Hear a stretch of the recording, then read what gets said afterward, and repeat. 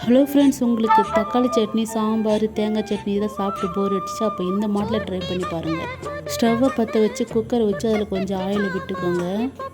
அப்புறம் எண்ணெய் காஞ்சதும் அதில் கொஞ்சம் கடுகும் வெந்தயம் போட்டு நல்லா பொரிய விட்டுக்கோங்க.